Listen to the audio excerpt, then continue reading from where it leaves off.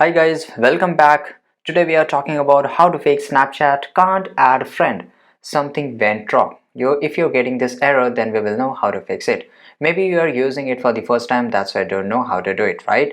And so today I will show you how to fix Snapchat can't fix add friend. Something went wrong easily. By the way guys, check the video description and I will try to leave the written instruction there.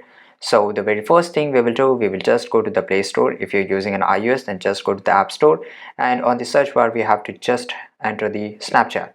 And in the here, if you get the option of update, then update the app right now.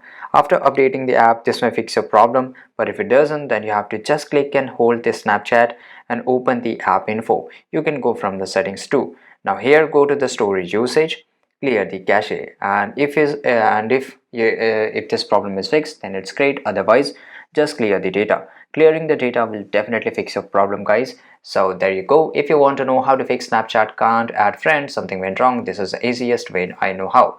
If you know another way how to fix Snapchat can't add friends, leave a comment down below. Be sure to subscribe for more videos. Thanks for watching. Goodbye.